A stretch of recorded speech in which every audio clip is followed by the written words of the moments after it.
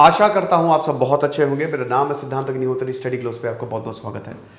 आज के दिन ही दोस्तों ऑपरेशन पोलो जो है वो एंड हुआ था। मैं 17 सितंबर को कर रहा हूं, तो 5 दिन तक ये ऑपरेशन पोलो चला था। पोलो क्यों? क्योंकि हैदराबाद में 17 पोलो ग्राउंड्स थे, तो इसीलिए इसका नाम रखा गया था ऑपरेशन पोलो। हैदराबाद को हमने राक्षसों से बचाया था, बिल्कुल हैवानों से बचाया था। क्या कहानी है मैं आपको बहुत अच्छे से समझाऊंगा। वैसे मैंने काफी लेक्चर्स लिए हैं। तो बेसिकली तेलंगाना लिबरेशन डे 17 सितंबर को मनाया गया। अब आप समझिए कि 1948 में इसी दिन ये जो राज्य है हैदराबाद जो है वो आजाद हुआ। अमित शाह जाएंगे, आपको बता दूं कि अमित शाह जो हैं वो हैदराबाद गए और उन्होंने सेलिब्रेशंस में भाग लिया। आज बहुत अच्छा लगता है जब आप देखो, आज आप भारत को देखो, शहर जाओ, घूमो फिरो, और उसके बाद आज जब आप देखते हो कि इतिहास कैसा था यार, तो बहुत एक प्राउड फीलिंग आती है, गर्व वाली फीलिंग, गौरवान्वित हो जाते हो आपकी। क्या बात है, बहुत बढ़िया। तो देखिए हैदराबाद की हम बात करें तो हैदराबाद मुगलों से इंडिपेंडेंट हो गया। ध्यान दीजिएगा, जब मैं हैदराबाद बोल रहा हूं ना तो मेरा मतलब है, अरे कहां ये है हैदराबाद उस समय का। हैदराबाद उस समय का भारत का सबसे अमीर राज्य था। आपको पता है मीर उस्मान अली ये निजाम थे, 7वें निजाम थे, आखिरी निजाम थे। टाइम मैगजीन ने इनको सबसे अमीर आदमियों में रखा था उस समय का। हैदराबाद कुछ पार्ट्स कर्नाटक, महाराष्ट्र और आज का जो पूरा आंध्र प्रदेश और तेलंगाना वो तो था ही है। अब देखिए पाकिस्तान कह रहा था इसे। अब ये सरदार वल्लभ भाई पटेल को इसका श्रेय जाता है। सरदार वल्लभ भाई पटेल ने हैदराबाद के लिए यह बोला था कि भारत के पेट में कैंसर की तरह है। ये भारत में पेट का वो कैंसर है कि अगर इसको सही नहीं किया गया तो ये फैल जाएगा। पाकिस्तान कह रहा था कि हैदराबाद हमको दे दो। उसकी कहानी पे हम आते हैं, थोड़ी देर में आते हैं, आपको इतिहास में हम लेके चलते हैं, तब आपको समझ में आएगा कि एक्चुअली में क्या हिसाब किताब था। देखिए जैसा कि मैंने बताया कि 1911 से लेकर 1948 तक मीर उस्मान अली थे, लेकिन 1724 में ही हैदराबाद जो है वो आजाद हो गया था। निजामुल मुल्क मुगल्स जो हैं मुगलों से आजादी ले ली और उसके बाद ब्रिटिश का लॉयल रहा हैदराबाद। बिल्कुल अलग था। आपको बता दूं कि जितने भी आजादी के आंदोलन हुए, आजादी नहीं मतलब जो रिबेलियन हुआ ना ब्रिटिश के खिलाफ, हैदराबाद उसमें साथ ही नहीं दिया, निजाम ने कभी साथ नहीं दिया। और हैदराबाद बहुत ज्यादा अमीर था। कहानी आगे बढ़ती है दोस्तों। हम क्या चाहते हैं? आजादी। पाकिस्तान के लिए ये नारे जो है वो प्रचंड हो गए 1930 के बाद। मोहम्मद अली जिन्ना जो है उन्होंने बोला कि हमको पाकिस्तान चाहिए। अब 1940 में पाकिस्तान रेजोल्यूशन पास होता है, लाहौर सेशन होता है, ठीक है, और पाकिस्तान बनने की अनाउंसमेंट हो जाती है कि हमको पाकिस्तान चाहिए, भारत के बंटवारे होंगे, है ना। तो एक भारत रहेगा और एक पाकिस्तान रहेगा। कांग्रेस इसके लिए बिल्कुल राजी नहीं, और मोहम्मद अली जिन्ना कहते अगर आजादी मिलेगी तो इसी पे ही मिलेगी। तो बहुत सारे क्रिप्स मिशन आया, राजगोपाली प्लान आया, देसाई लियाकत एक्ट आया, कैबिनेट मिशन प्लान आया, ये सारे प्लान आए, लेकिन बंटवारे पे बात अटक गई। कांग्रेस कहती है बंटवारा नहीं होने देंगे, मोहम्मद अली जिन्ना कहते हैं हमको बंटवारा चाहिए। जो पाकिस्तान मेजॉरिटी एरियाज हैं, मुस्लिम मेजॉरिटी एरियाज हैं, वो उसको काट के पाकिस्तान बनाओ। फाइनली माउंट बैटन प्लान आया। तो माउंट बैटन प्लान ने क्या बोला कि पाकिस्तान अलग होगा। डिकी बर्ड प्लान भी बोला जाता है क्योंकि माउंट बैटन का नाम था, डिकी बर्ड निक नेम था। तो पाकिस्तान अलग होगा, एक देश अलग होगा, हिंदुस्तान अलग होगा, और बाकी प्रिंसली स्टेट। देखिए आप ये समझिए कि जो भारत था उस समय 2 भारत थे। एक था प्रिंसली स्टेट जिसमें राजा महाराजा रूल करते थे, और दूसरे थे ब्रिटिश प्रोविंसेस जो 11 थे, जो ब्रिटिश के अंडर थे। तो ब्रिटिश प्रोविंसेस तो डायरेक्टली भारत के पास चले जाएंगे 15 अगस्त 1947 को, लेकिन जो प्रिंसली स्टेट्स हैं यहां पे ब्रिटेन ने खेल कर दिया। खेल ये कर दिया कि या तो ये आजाद हो सकते हैं, या तो ये भारत में जा सकते हैं, या तो ये पाकिस्तान में जा सकते हैं। अब 565 रियासतें।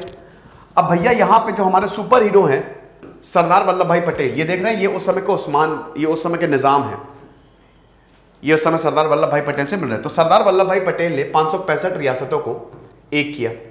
4 रियासतों ने प्रॉब्लम की। 4 रियासतें कौन? सबसे पहले भैया जूनागढ़ में मेजॉरिटी जो थी वो हिंदू थी, वो आ गए। दूसरा कश्मीर में आपको पता ही है क्या हुआ, कई बार मैं बता भी चुका हूं, महाराजा हरि सिंह का। तीसरा त्रावणकोर के राजा पे एकदम बम फट गया, वो जा रहे थे तो भारत में मिल गए। और चौथा हैदराबाद को सबसे ज्यादा टाइम दिया गया। देखो 1947 में 2 चीजें थी। एक था इंस्ट्रूमेंट ऑफ एसेशन कि अगर भारत में आपको शामिल होना है तो आपको यह साइन करना पड़ेगा। दूसरा था स्टैंड स्टिल एग्रीमेंट, जो कि स्टेटस को, कि आप सोचने के लिए थोड़ा सा टाइम ले लो। तो जब भारत आजाद हुआ तो सारी रियासतें आ गई, लेकिन यहां पे हैदराबाद ने टाइम मांग लिया, और सरदार वल्लभ भाई पटेल जो कि उस समय होम मिनिस्टर थे, उन्होंने टाइम भी दे दिया कि ठीक है भाई कोई बात नहीं, तुम सोच लो आराम से। अब यहां पे 3 लोग हैं, एक है लैक अली जो कि हैदराबाद के समय पीएम था, एक निजाम तो है ही है, और दूसरा निजाम का सबसे करीबी और सबसे समझ लीजिए जो मर्डरर, हत्यारा, जो भी इसको आप बोल ले, कासिम रिजवी। यह बहुत खतरनाक था, बहुत खतरनाक। इसने रजाकार्स बनाई। रजाकार्स कौन थे? रजाकार्स वो मिलिशिया थी जो कि हैदराबाद के लिए बनाया गया था कि हैदराबाद की एक अपनी आर्मी होगी। रजाकार्स में गुंडे, लुटेरे, रेपिस्ट, मर्डरर्स, ये सब थे। 20,000 के करीब सेना थी और 2 लाख इर्रेगुलर्स थे। मतलब इनको सिर्फ एक ही चीज आती थी, ये राक्षस थे, जीते जाते राक्षस थे, है ना। तो ये हिसाब किताब हुआ। अब ये कासिम रिजवी जो है, देखिए सब कुछ भारत के पास आ गया, हैदराबाद को 1 साल का टाइम दिया, 1947 से लेकर 1948 तक कि आप स्टैंड स्टिल एग्रीमेंट में हो। लेकिन इसी दौरान हैदराबाद ने बदतमीजी करनी शुरू कर दी। हमने आपको टाइम दिया है, सरदार वल्लभ भाई पटेल ने टाइम दिया, तो इसका मतलब ये नहीं कि आप बदतमीजी करना शुरू कर दो। एक चीज और आपको बता दूं मैं कि आप एक और चीज करनी शुरू करो। हमारा एनसीईआरटी का बहुत शानदार कोर्स जो हमने लॉन्च किया, तो इसको पढ़ना शुरू करो। और दूसरी, आज मैं मेडिटेशन पे क्लास लूंगा 5 बजे, स्ट्रेस मैनेजमेंट का कोर्स लो, बहुत ही सस्ते में हमने कोर्स निकाला है। तो अब यहां पे बदतमीजी करनी शुरू कर दी। कासिम रिजवी जो है वो सरदार वल्लभ भाई पटेल को धमका रहा है कि हैदराबाद आए तो देख लेंगे। जूनागढ़ में कासिम, जब जूनागढ़ भारत के पास आया तो कासिम रिजवी ने धमकी दी, एक तरीके धमकी क्या मतलब चुटकी ली, मजाक उड़ाया सरदार वल्लभ भाई पटेल का कि इनसे जूनागढ़ तो संभल नहीं रहा है ये संभालेंगे हैदराबाद को। तब सरदार वल्लभ भाई पटेल ने जब जूनागढ़ पास आ गया तब बोला कि बेटा अभी प्यार से मांग रहे हैं, हैदराबाद दे दो, मतलब हमारे अंदर आ जाओ, नहीं तो दीवारों पे जो लिखा है ना हैदराबाद की, वही हश्र करेंगे तुम्हारा। दीवारों पे लिखा था कि बेटा भारत के साथ जाओ वरना प्रॉब्लम। 85% हैदराबाद की जो पॉपुलेशन थी वो हिंदू थी, ये भी आपको बता दूं। 85%। देखिए चाहते तो भारत उसी समय सेना भेज देती थी, लेकिन इंटरनेशनल चीजें, इंटरनेशनल पॉलिटिक्स को ध्यान में रखा जाता है, ठीक है। हिंदू, अब क्या था कि यहाँ पे 85% हिंदू पॉपुलेशन थी, अब यहाँ पे वोटिंग भी करवा सकते थे, लेकिन सरदार वल्लभ भाई पटेल ने दिमाग लगाया और बोला कि नहीं ये नहीं कराते, वरना फिर पाकिस्तान बोलेगा कि कश्मीर में भी वोटिंग करो, तो वो शायद सही नहीं रहेगा। इसी 1 साल के दौरान 20 करोड़ रुपए इन्होंने, निजाम ने पाकिस्तान को दे दिए।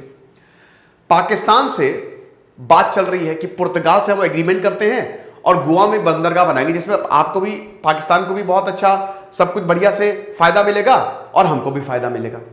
चेकोस्लोवाकिया चलेगा हथियार खरीदने के लिए। भारत चुप था। सरदार वल्लभ भाई पटेल को यह समझ में आ गया कि ये पाकिस्तान प्रेमी है और ये पाकिस्तान के कहे में है, पाकिस्तान इनको बोलेगा कुएं में कूद जाओ, ये कूद जाएंगे।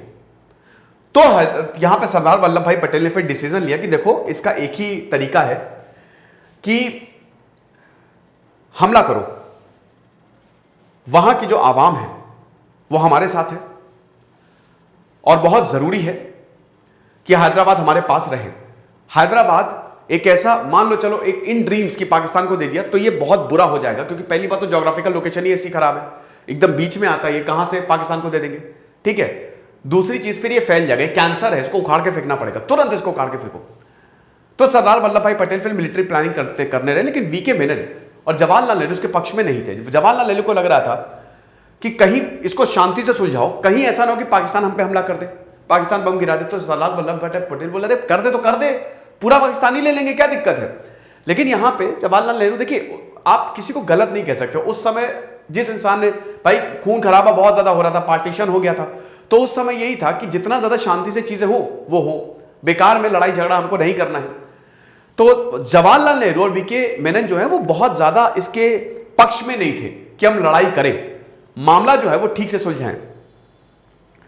अब उस समय जनरल करियप्पा, अच्छा उस समय जो तत्कालीन भारत के वो थे रॉबर्ट बुचर, वो भी बहुत ज्यादा इसके फेवर में नहीं थे, लेकिन जनरल करियप्पा जो थे, एक दिन सरदार वल्लभ भाई पटेल ने उनको बुलाया और 5 मिनट की खाली मीटिंग थी। ये बोला कि एक बात बताओ, सरदार वल्लभ भाई पटेल ने बोला कि अगर मान लो कि पाकिस्तान हम पे हमला करता है इन केस, तो क्या तुम निपटने के लिए तैयार हो।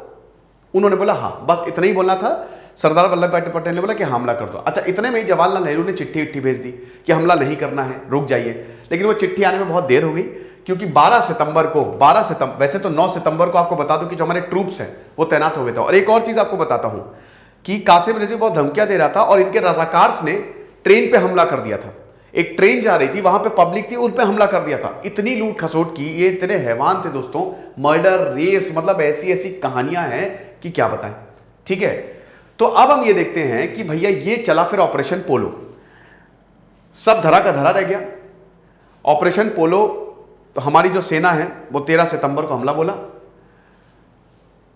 बहुत सारे रजाकार इसमें मारे गए, 35,000 की हमारी सेना थी। 5 दिन के अंदर अंदर पूरा हैदराबाद हमारे पास आ गया, पूरा का पूरा हैदराबाद हमारे पास आ गया। कासिम रिजवी को मार मार के भगा दिया। सरदार वल्लभ भाई पटेल गाजर, उनकी कैरेट एंड स्टिक पॉलिसी थी कि पहले गाजर देते थे, क्या हो बेटा, आओ तुमको समझाते हैं, बैठो यार, क्या लड़ाई लड़ाई कर रहे हो। नहीं मानता था तो लगाते थे कान के नीचे एक। तो सरदार वल्लभ भाई पटेल ने फिर हम ये देखते हैं कि इस काम को भी पूरा किया और हैदराबाद हमारे पास आ गया।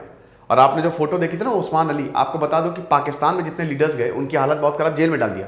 लेकिन भारत के उस्मान अली, डिस्पाइट उन्होंने, निजाम ने बहुत गलत किया था, स्टिल उनको भैया पार्लियामेंट का सदस्य बनाया, उनको पूरी इज्जत दी, है ना। तो ये है ऑपरेशन पोलो, और इसी पे ही, और पेंशन भी दी प्रीवी पर्स के तहत। और ये कुछ तस्वीरें हैं, आप देख सकते हो, तो मीर उस्मान अली है ये, ठीक है। तो इसी पे ही हम ये देखते हैं कि तेलंगाना लिबरेशन डे जो है वो मनाया गया था, राइट। अच्छा, आपको बता दूं कि आप बोलेंगे पाकिस्तान हमला नहीं किया, नहीं, पाकिस्तान हमला नहीं किया। 2 दिन पहले 11 सितंबर को ही तो जिन्ना की मौत हो गई। अच्छा, उस समय लियाकत अली प्रधानमंत्री पाकिस्तान के, तो उन्होंने ये बोला, उन्होंने पूछा कि एक बात बताइए, क्या हम भारत पे हमला कर दें, दिल्ली पे बम गिरा दें। तो उनके जो सलाहकार थे उन्होंने बोला, बेटा दिल्ली में गिरा तो देंगे हम, लेकिन हम वापस नहीं आ पाएंगे फिर। तो हमला टाल दिया। और जब 24 घंटे हो गए, कोई रिस्पॉन्स पाकिस्तान की तरफ से नहीं आया, क्योंकि यहां पे पूरी उम्मीद थी उस्मान अली को कि पाकिस्तान से मदद आएगी, नहीं आई। तो पूरी उम्मीद थी। तो जब मदद नहीं आई, तब जवाहरलाल नेहरू भी मुस्कुराए और हैदराबाद तो हमारे पास आ ही गया था। तो ये लेक्चर था ऑपरेशन पोलो पे। आई होप आपको समझ में आया होगा। दिस इज सिद्धांत अग्निहोत्री साइनिंग ऑफ।